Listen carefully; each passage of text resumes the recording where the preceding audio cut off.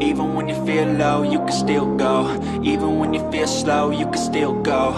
Even when there's no hope, you can still go. I never answer to no, man, I still go. Go, go, go, go, go, go, go, go. Hello guys! It's me again, Krong TV, at sa video ito pag-uusapan natin ang mga nakakapanabik na pangyayari patungkol sa ating paboritong manga at anime series na One Piece. Mga ka-One Piece, paano kung ang pinakamalaking twist ni Oda ay hindi si Blackbeard, hindi rin Imu, kundi si Buggy the Clown ang magiging final villain ng One Piece, at siya pala ay anak ni Rox D. Sebek? Kung totoo ito, magiging isa ito sa pinaka-genius na plot twist sa buong anime history. Stay tuned dahil sa video na ito, babasagin natin ang mga hints, foreshadowing, at possible ending kung saan si Buggy mismo ang magiging pinakamalaking hadlang sa pangarap ni Luffy. Bakit si Buggy? 1. Buggy's rise isn't a joke. Tingnan ang trajectory niya. East Blue, isang clown na natalo ni Luffy ng napakadali. Logue Town, nandun siya sa execution scene ni Luffy. Napaka-symbolic na nagkasalubong sila sa parehong lugar kung saan mamamatay si Roger. Impel Down, nakakuha siya ng mga high-level criminals bilang followers. Marineford, naging instant superstar dahil televised ang laban. Shichibukai, recognition by the world government. Yonko, kaya niyang pagsamahin sina Mihawk at Crocodile sa Cross Guild. Walang character sa One Piece na umaangat ng ganito kung hindi importante sa dulo. 2. Parallels kay Luffy. Pareho silang nagsimula bilang underestimated. Parehong may malakas na charisma to inspire followers. Pero magkaiba ang motivation. Luffy, freedom and adventure. Buggy, fame and fortune. Perfect contrasting ideologies para sa final conflict. 3. Oda's statements and hints. Oda said sa SBS, Buggy is a man of destiny. Sa iba pang interviews, laging nababanggit na si Buggy ay special character na hindi dapat maliitin.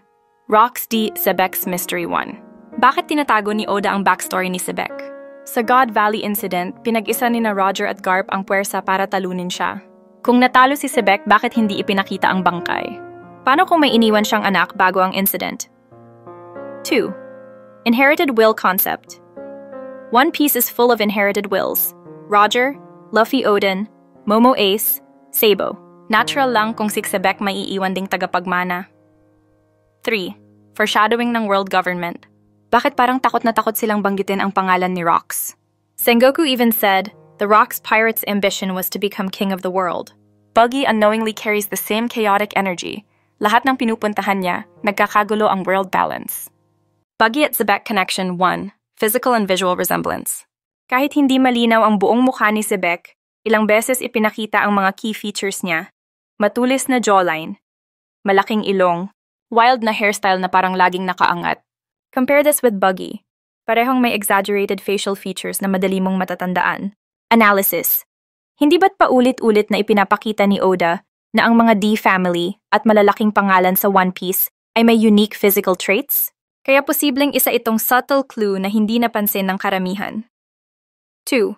Personality and leadership similarities. Sebek, nakumbinsin niya ang pinakamalalakas na pirata para sumama sa kanya kahit hindi sila magkasundo. Kaya niyang i-unite ang mga selfish at chaotic na tao. Buggy, kahit wala siyang malakas na power level, na-convince niya sina Mihawk at Crocodile na sumama sa Cross Guild. Nagawa niyang gawing leader figure ang sarili niya kahit takot siya sa laban.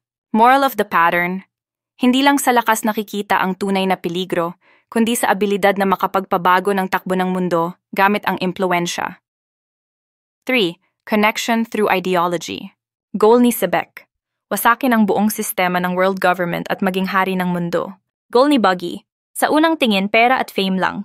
Pero kung mapapansin mo, bawat aksyon niya ay may epekto sa balanse ng mundo. Impel Down. Naglabas ng mga malalakas na kriminal. Marineford. Napasama sa major war na nagbago sa landscape ng piracy. Cross Guild. Binigyan ng bounty ang Marines, bagay na hindi naisip ng ibang Yonko. Kahit aksidente lang, Buggy is unknowingly fulfilling Sebek's dream. 4. Why hide Buggy's bloodline? Kung alam ng Marines na anak siya ni Sebek, sigurado, hinabol siya ng todo mula umpisa pa lang. The clown persona could be an intentional disguise para mabuhay ng tahimik habang unti-unting nag-iipon ng impluensya. Storytelling impact. Imagine sa dulo ng series, i-announce ni Buggy na anak siya ni Sebek habang nasa harap ng buong mundo. Parang ace reveal moment, pero mas nakaka-shock dahil hindi inaasahan ng lahat. 5. Subtle foreshadowing in manga. Sa cover stories, Buggy laging nasa gitna ng mga major transition arcs. Parang hindi siya nawawala sa timeline ng One Piece. Oda mismo nagsabi, Buggy is a man of destiny. Hindi ba ito foreshadowing ng malaking role niya sa ending? 6. Emotional weight of the reveal. Kapag na-reveal na anak siya ni Sebek, hindi lang ito basta surprise twist. Magiging trigger ito ng isa pang malaking giyera dahil matatakot ang world government na mabuhay muli ang pangalan ni Rox. This could ignite the final war that Oda teased. Oh, baka sabihin ng iba, hindi seryoso si Buggy, hindi siya bagay maging final villain. Kaya nga siya perfect. Oda loves using humor as misdirection, then turning it into something huge. O sasabihin na si Blackbeard na ang final villain. Blackbeard might be a major antagonist, pero si Buggy could be the surprise endgame twist. Similar sa pag-reveal kay Doflamingo as underworld broker bago ang Dressrosa. Paano mauuwi sa Buggy versus Luffy? Setup ng final saga. Matapos makuha ng Straw Hats ang One Piece at mabunyag ang true history, magiging sentro ng giyera ang pagwasak sa Red Line at pagbagsak ng world government. Sa gitna ng kaguluhan, Cross Guild ay nagiging pinakamakapangyarihang puwersa ng mga pirata. Buggy sa simula, parang napasubulang ulit. Pero dahil sa mga pangyayari, nagiging simbolo siya ng bagong pag-asa ng mga pirata na gustong pabagsakin ang Celestial Dragons, tulad ng plano ni Sebek. Inherited will ng Sebek. Kung anak nga siya ni Sebek, posibleng may dokumento o lihim na iiwan ni Sebek na makikita ni Buggy, nag-uudyok sa kanya na tapusin ang hindi natapos ng ama niya sa God Valley incident. This motivates Buggy not just accidentally, but intentionally, to rise up as the leader of the greatest pirate war. Buggy's Awakening, the World Splitter. Analysis ng Barabara no Mi Awakening. Sa normal na paggamit, hinahati niya ang sarili niyang katawan. Sa Awakening, the environment becomes an extension of his body. He can cut entire landscapes, cities, or even planetary structures into pieces nang hindi siya nasasaktan. Impact sa labanan. Imagine Buggy pointing his finger at the red line, then slicing it apart effortlessly. Kapag nahati ang red line, babagsak ang Mary Joyce, at ang buong geography ng mundo ay magbabago, nagdudulot ng tsunami, earthquakes, at pagbabago ng klima. This single act fulfills Zebek's ultimate goal, destroying the center of world power. The Battle Mechanics Cross Guild Army. Ang bounty system nila laban sa Marines ay nagiging dahilan kung bakit hindi makagalaw ang Navy. Marines are forced to protect themselves, kaya hindi nila kayang depensahan ang Celestial Dragons ng sabay. Straw Hat Alliance versus Cross Guild. Luffy, Law, Kid, kung buhay pa, at mga Revolutionary Army kumakalaban para protektahan ang bagong mundo na gusto nilang buuin. Buggy, Mihawk, Crocodile, at dating allies ni Zebek, mga nakatago pa, nasa kabilang panig.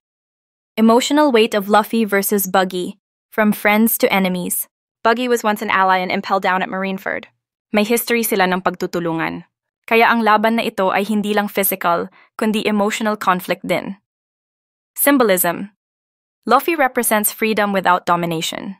Buggy represents recognition and fame above all, kahit kapalit ay gulo at pagsira. This ideological clash adds depth sa kanilang final battle. Possible outcomes. Outcome 1. Buggy's defeat and redemption.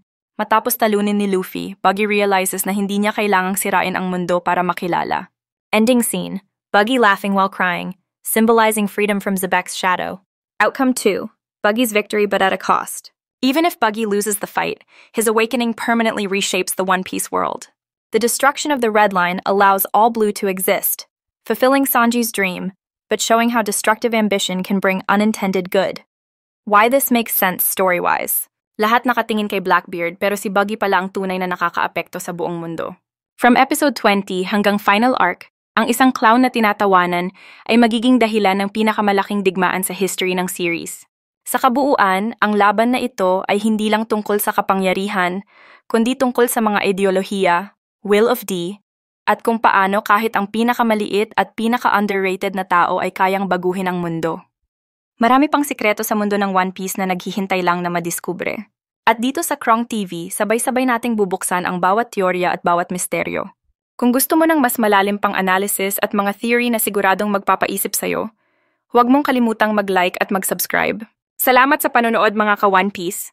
Hanggang sa susunod na teorya, dito lang sa Krong TV.